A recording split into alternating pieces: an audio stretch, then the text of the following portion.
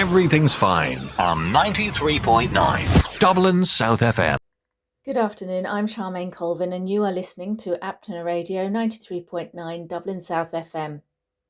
On India this week, India's Prime Minister has led tributes to Ajit Pawar, Deputy Chief Minister of Maharashtra State, who had been killed in a plane crash in the west of the country. Pawar and 4 others died after the chartered plane they were travelling in crashed at the airport in Baramati, Pawar's constituency, on Wednesday morning. India's Civil Aviation Minister said visibility was poor at the airport at the time of the crash. The aviation regulator has launched an investigation. Prime Minister Narendra Modi called Pawar's death shocking and saddening and praised his service to the people of Maharashtra. His funeral will be held on Thursday morning. Maharashtra Chief Minister Devendra Fadnavis described his death as an immeasurable loss and announced 3 days of mourning in the state. Pawar was one of Maharashtra's most influential leaders, governing in coalition with India's ruling BJP. The 66-year-old was affectionately called Dada, a term for elder brother in the Marathi language, by party workers and the public. Sanjay Raut from the state's opposition Shiv Sena UBT party said Pawar's death was a dark day. Without Dada, the political landscape of Maharashtra is incomplete. He had an open-hearted personality and every party worker admired him, he said. For decades, Pawar was a key member of the Nationalist Congress Party, founded by his uncle, veteran politician Sharad Pawar. In 2019, he made a dramatic move by breaking away from the NCP to join the state's ruling BJP government as the Deputy Chief Minister, but lacking support from the NCP's cadre, the alliance collapsed and Pawar returned to his party within days. In the past decade or so, he had charted a new trajectory for the NCP by embarking on surprising political alliances and managing to stay in power despite it taking a toll on its family. It's unclear who, if anyone at all, will be able to fill Pawar's shoes in the NCP. The European Union and India have announced a landmark trade deal after nearly 2 decades of on-off talks, as both sides aim to deepen ties amid tensions with the US. European Commission President Ursula von der Leyen and European Council President Antonio Costa are in Delhi, where they met Modi at a bilateral summit. They were also the chief guests at India's 77th Republic Day celebrations on Monday. The deal will allow free trade of goods between the bloc of 27 European states and the world's most populous country, which together make up nearly 25% of global gross domestic product and a market of 2 billion people. The European Commission said it would eliminate tariffs on most exports of chemicals, machinery and electrical equipment, as well as aircraft and spacecraft, following phased reductions. Significantly, duties on motor vehicles, currently as high as 110%, would be cut to 10% under a quota of 250,000 vehicles. This is 6 times larger than the 37,000 unit quota India granted to the UK in a deal signed last July. India will also cut tariffs on wine, beer and olive oil from the EU. Brussels said the agreement would support investment flows, improve access to European markets and deepen supply chain integration.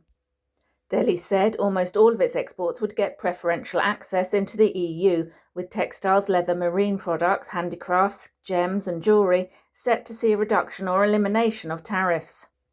While commodities such as tea, coffee, spices and processed foods will benefit from the agreement, Delhi has prudently safeguarded sensitive sectors, including dairy, cereals, poultry, soy meal, certain fruits and veg, balancing export growth with domestic priorities.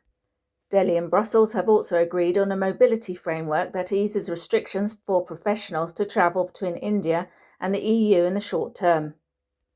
The trade deal comes as both India and the EU contend with economic and geopolitical pressure from the US. Delhi is grappling with 50% tariffs imposed by Donald Trump last year amid talks aimed at securing a trade deal between India and the US that are still dragging on. Last week, Trump threatened to escalate his trade war with European allies for opposing a US takeover of Greenland before backing off. Costa said, without naming the US, that the trade deal would send an important political message to the world that India and the EU believe more in trade agreements than in tariffs.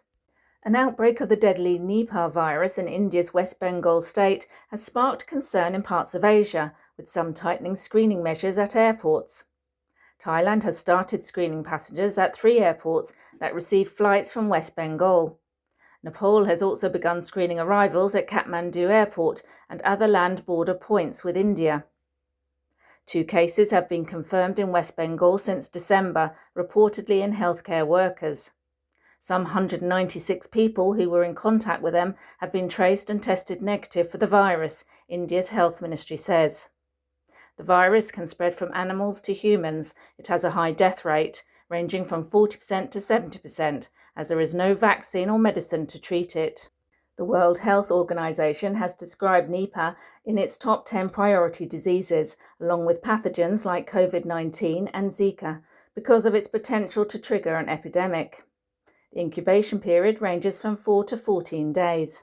To date, no drugs or vaccines have been approved to treat the disease. Canada's Prime Minister Mark Carney will likely visit India the first week of March and sign deals on uranium, energy, minerals and artificial intelligence, Dinesh Patnaik, India's High Commissioner to Canada, said in an interview. Carney is making all-out efforts to diversify Canada's alliances beyond the US, its top trade partner. In Davos last week, he earned a rare standing ovation for saying the old rules-based order is over and called on middle powers like Canada to build coalitions to shape a fairer, more resilient world. His viral speech followed an agreement with China to slash tariffs on electric vehicles and canola and open up to $7 billion in export markets as he tries to double non-US exports over the next decade. Carney is also resetting relations with India after his predecessor, Justin Trudeau, accused the Indian government of involvement in the killing of a Sikh separatist leader in 2023. India has denied the claims. Prime Minister Narendra Modi attended the Group of 7 summit on Carney's invitation last year, and several of Carney's ministers have travelled to India. And finally, a decision on whether Pakistan will boycott next month's Men T20 World Cup is set to be made by early next week.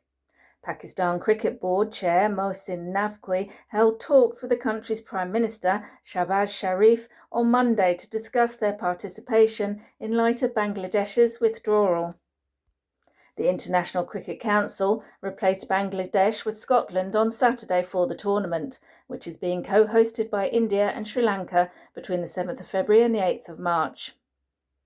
And that's all from me. You have been listening to Apna Radio 93.9 Dublin South FM.